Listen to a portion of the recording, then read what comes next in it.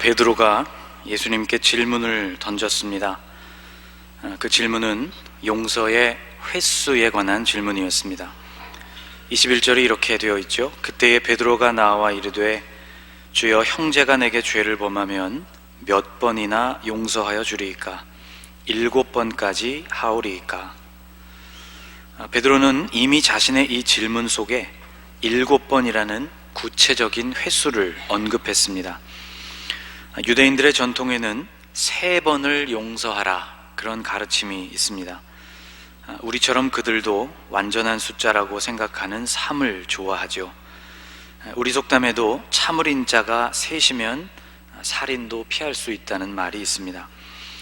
그러니까 베드로가 제시하고 있는 횟수인 7은 그것보다 훨씬 더 후한 것이었죠. 베드로는 지금 주님 7번 정도이면 굉장한 용서가 아니겠습니까? 라고 묻고 있는 셈입니다. 그런데 예수님은 베드로를 칭찬해 주시는 대신에 더 높은 강도의 용서를 말씀해 주셨습니다. 22절을 같이 한번 읽어보겠습니다. 예수께서 이르시되 내게 이르노니 7번뿐 아니라 7번을 70번까지라도 할지니라. 7번을 70번까지 하는 용서, 계산상으로 490번을 용서하라는 뜻이 아니고 완전수 7을 2번 반복함으로써 끝없는 용서, 완전한 용서를 해야 한다는 의미입니다. 물론 문자적으로 490번을 용서하는 일도 아무나 할 수 있는 쉬운 일은 아닐 것입니다. 예수님께서는 이어서 비유를 하나 말씀해 주셨습니다. 결산을 하던 임금 앞으로 한 종이 불려왔습니다. 그는 주인에게 10,000달란트를 빚진 종이었죠. 달란트는 중량을 말하는 단위입니다.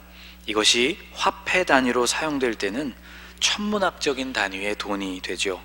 그래서 달란트는 일상생활에서는 거의 사용되지 않는 단위였습니다. 종에게는 그런 큰 돈이 없었습니다. 임금은 이 종에게 그가 가지고 있는 모든 것, 심지어 자신의 몸과 아내와 자식들까지를 다 팔아서 그 빚을 갚게 하라고 명령을 내렸죠. 그러나 그렇게 할지라도 10,000달란트나 되는 빚을 다 갚을 수는 없었습니다. 그래서 종은 임금에게 간청을 합니다. 조금만 참아주신다면 무슨 수를 써서라도 그것을 꼭 갚겠다는 청이었습니다. 그런데 임금이 빌고 있는 이 종을 보니 아무리 오래 기다려도 그 빚을 다 갚을 수가 없어 보였죠. 또 간청하고 있는 그의 모습이 불쌍해 보였습니다. 결국 주인은 그 종의 빚을 탕감해 주었고 그를 자유롭게 풀어주게 되었습니다. 그 종의 주인이 불쌍히 여겨 놓아보내며 그 빚을 탕감하여 주었더니 상상할 수 없는 큰 은혜를 입은 것이었죠. 그런데 이 종이 궁을 나오게 될 때 동료 한 사람을 만나게 되었습니다. 그 동료는 자신에게 역시 빚을 진 동료였죠. 그의 빚은 100데나리온이었다고 했습니다. 10,000달란트에 비하면 없는 것이나 마찬가지인 적은 돈이었죠. 그런데 은혜를 입은 이 종은 조금 전의 태도는 온데간데 없어지고 그 동료의 목을 조르면서 100데나리온을 어서 갚으라고 요구했습니다. 역시 이 친구, 그에게 조금만 참아주면 다 갚겠다고 간청을 했지만 결국 이 종은 동료를 고소했고 그를 옥에 가두고 말았습니다. 이 민망한 소식이 임금에게 알려졌죠. 임금은 빚을 탕감해 주었던 그 종을 다시 소환했습니다. 임금은 그에게 이렇게 말했습니다. 32절과 33절 두 절을 같이 한번 읽어볼까요? 이에 주인이 그를 불러다가 말하되 악한 종아, 내가 빌기에 내가 내 빚을 전부 탕감하여 주었거늘 내가 너를 불쌍히 여김과 같이 너도 내 동료를 불쌍히 여김이 마땅하지 아니하냐 하고, 이 말이 끝남과 동시에 이 종은 결국 자신이 동료에게 했던 것과 똑같이 자신도 옥에 갇히고 말았다는 이야기이죠. 베드로는 예수님에게 용서의 횟수를 물었습니다. 결국 그 횟수가 지나고 나면 용서를 저버려도 된다는 전제를 두고 이런 질문을 한 것이죠. 그런데 예수님은 용서를 몇 번이나 얼마나 해줘야 하는가라는 측면이 아니라 용서를 왜 해야 하는가를 말씀해 주셨습니다. 우리가 용서해야 하는 이유는 바로 우리 자신이 큰 용서를 선물로 받았기 때문이죠. 예수님은 이 비유에서 일부러 수치상으로 차이가 많이 벌어지는 큰 금액을 말씀하셨습니다. 바로 10,000달란트와 100데나리온이라는 금액이죠. 데나리온은 보통 노동자가 하루 일하고 받는 품삯을 말합니다. 하루 품삯을 요즘의 시세로 대략 15만 원 정도로 잡는다면 100데나리온은 1,500만 원 정도가 되는 돈입니다. 달란트는 앞에서도 말씀드린 것처럼 무게의 단위이고 시대마다 조금씩 차이가 있습니다. 구약 시대의 한 달란트는 지금의 도량형으로 계산해 볼 때 약 33kg 정도가 되는 무게이고요. 신약 시대로 오게 되면 이보다는 조금 가벼워져서 20kg 정도에 해당되는 무게를 말합니다.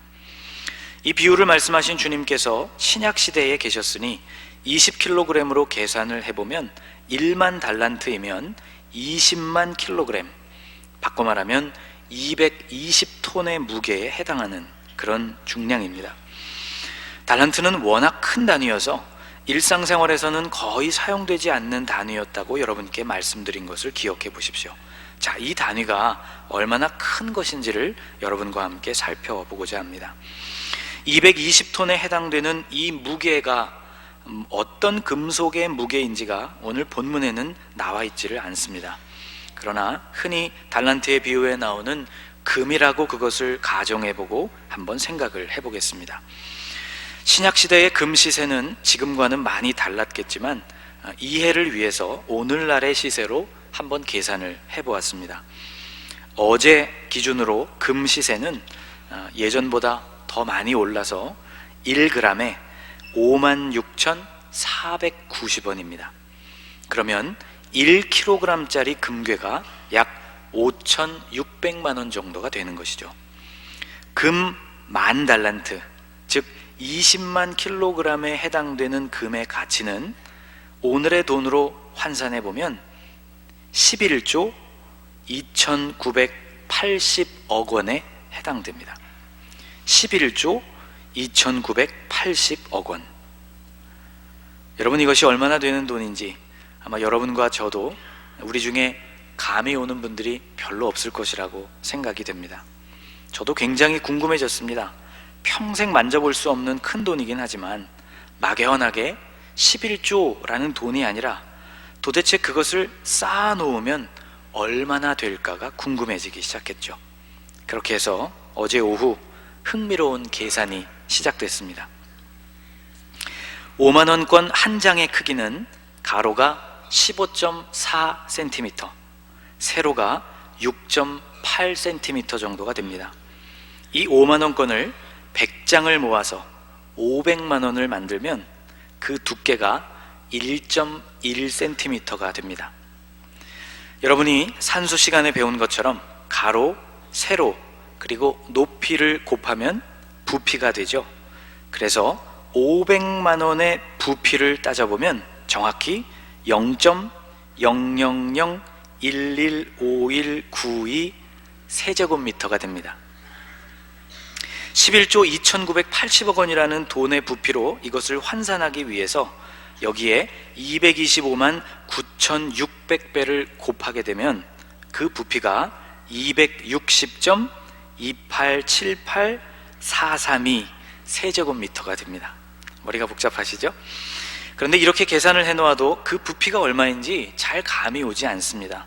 그래서 이 정도의 부피이면 얼마만큼의 크기의 집을 채울 수 있는지를 계산해 보기로 했습니다. 여러분이 아시는 대로 우리가 흔히 집의 크기로 환산하는 한 평의 넓이는 3.305785 제곱미터이죠. 자, 여러분이 사시는 집의 평균 높이를 2.4m, 바닥에서부터 천장까지의 높이를 2.4m라고 볼 때 한 평의 부피는 7.933884 세제곱미터가 됩니다. 자, 11조 2980억 원이라는 돈의 부피를 이 한 평의 부피로 나누어 보면 그 집의 규모가 나오게 되는데요. 자, 여러분이 상상하고 계시는 그 집이 집안에 벽이 전혀 없는 원룸 형태로 되어 있는 아파트이고, 바닥에서부터 천장까지의 높이가 말씀드린 대로 2.4m라고 볼 때 11조 2980억 원이라는 돈으로 채울 수 있는 집의 크기는 약 32.8평이 나옵니다. 아무도 안 놀라시네요.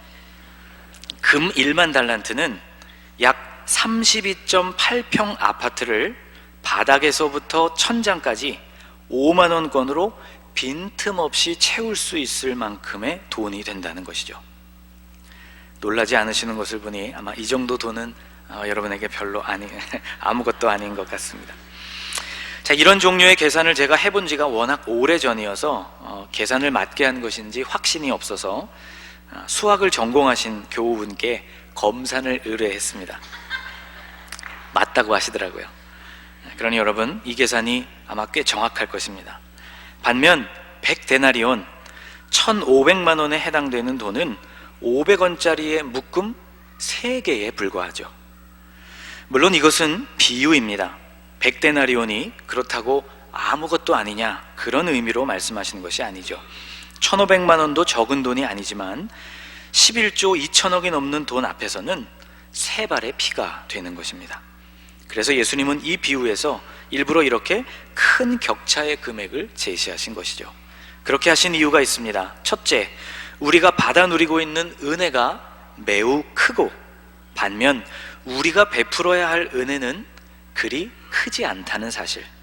둘째, 그럼에도 불구하고 우리는 받아 누리는 큰 은혜에 대해서는 잘 깨닫지를 못하고, 오히려 우리가 베풀어야 할 작은 은혜에 대해서는 민감하고 인색하게 반응한다는 우리 인간의 악함을 드러내시기 위함이었습니다.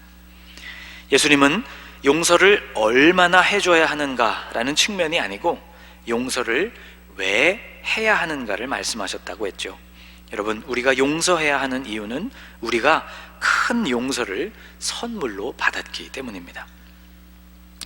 이 비유에서 우리가 주목해야 하는 점이 또 있습니다.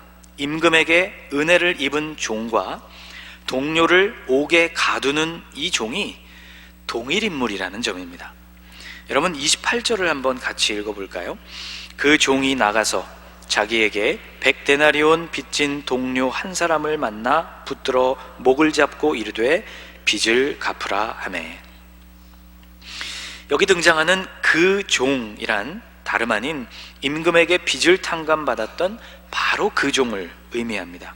다른 종이 아니었습니다. 1만 달란트를 탕감받은 바로 그 종, 큰 은혜를 입은 바로 그 종이 행했던 일이었다는 것이죠. 이 비유 안에서 이 종의 모습이 순식간에 돌변하게 됩니다. 그 짧은 순간을 말해주는 단어가 바로 나가서라는 단어입니다. 임금 앞에서 어마어마한 은혜를 입고 궁궐의 문을 나서자마자 일어난 일이라는 뜻이죠. 자, 이 종을 설명하는 구절들이 오늘 본문 안에 여럿이 등장합니다. 그 종이 나가서라는 이 말씀을 경계로 앞뒤에 나오는 내용들이 순식간에 돌변하고 있습니다. 그는 본래 25절 말씀에 의하면 갚을 것이 없는 딱한 종이었습니다. 또 26절을 보면 임금 앞에 엎드려서 간청하는 겸손한 종이었죠. 임금이 보기에도 27절 말씀처럼 불쌍하게 여길 만한 종이었습니다. 그런데 그가 은혜를 입고 궁궐문을 나서는 순간 돌변했다는 것입니다. 동료의 목을 잡고 빚을 독촉하는 과격한 종의 모습, 또 30절처럼 결국 그 동료를 옥에 가두고 마는 모습, 32절 말씀처럼 임금이 보기에 매우 민망하고 악한 종이 되고 말았다는 것이죠. 그 종이 나가서, 오늘 설교의 제목과 같이 짧아서 놓치기 쉬운 이 단어 안에 인간의 악함과 연약함이 들어 있습니다. 여러분, 우리는 정말이지 순식간에 은혜를 망각하는 존재들입니다. 오늘도 우리는 여러분 뒤에 있는 저 문을 나가는 순간 오늘 우리가 받은 은혜와 감격을 순식간에 잊어버릴 수 있는 존재입니다. 이 비유의 주인공은 임금의 은혜를 입고 어쩔 줄을 몰랐습니다. 그런데 그 은혜에 대한 감사는 아주 짧은 시간 동안만 지속이 되었죠. 감사한 마음은 임금에게서 자신의 빚을 탕감받은 그 순간부터 그곳을 빠져나갈 동안까지만 지속되었습니다. 사람의 속성을 두고 흔히 냄비와 뚝배기를 예로 들어서 비교하곤 하죠. 빨리 뜨거워졌다가 빨리 식어버리는 냄비, 서서히 데워졌다가 그 온기가 오래가는 뚝배기. 여러분, 신앙생활에서 우리가 소망하는 모습이 있다면 바로 후자의 모습입니다. 우리 그리스도인이 가져야 할 능력은 자신이 입은 은혜가 얼마나 큰지에 대한 그 감사를 온전하게 유지하는 것입니다. 그리고 그것이 다른 영역으로도 연결되고 이어지는 것이죠. 임금에게 받은 은혜가 동료를 향한 용서로 이어졌어야 하는 것과 마찬가지입니다. 예수님은 이 비유를 마치시고 35절에서 이런 말씀을 들려주셨습니다. 너희가 각각 마음으로부터 형제를 용서하지 아니하면 나의 하늘 아버지께서도 너희에게 이와 같이 하시리라. 형제를 향한 진실한 용서가 없다면 하나님 아버지께 받은 용서와 은혜도 소용이 없다는 말씀이죠. 이는 예수님이 가르쳐 주신 기도를 생각나게 해줍니다. 같이 한번 읽어볼까요? 우리가 우리에게 죄 지은 자를 사하여 준 것 같이 우리 죄를 사하여 주시옵고. 하나님으로부터 받은 은혜는 그것이 우리를 통해 또 다른 영역으로 전해질 때 비로소 유지될 수 있고 또 의미가 있는 것입니다. 사랑하는 여러분, 추수감사주일이 이제 한 주간 앞으로 다가왔습니다. 우리는 예수 그리스도의 생명을 선물로 받은 사람들입니다. 죄와 허물로 죽은 우리가 영원한 삶을 얻게 된 것은 무엇과도 바꿀 수 없는 은혜이자 감사의 제목입니다. 여러분, 이것이 여러분의 삶에 쉬 잊혀지지 않는 삶이 되기를, 저 문을 나가도 영원히 그것을 기억하는 삶이 되시기를, 그래서 그 은혜의 영향력이 다른 사람들과의 관계 속에서도 나타나는 복된 삶을 살아가실 수 있기를 주님의 이름으로 축복합니다. 기도하겠습니다. 하나님, 1만 달란트나 되는 큰 돈을 탕감받았지만 여전히 100데나리온에 집착하는 종의 모습 속에서 우리 자신을 보았습니다. 받은 은혜와 사랑이 너무나 큰데 주님 앞을 벗어나는 순간 그것을 쉽게 잊어버리고 마는 우리의 모습을 보았습니다.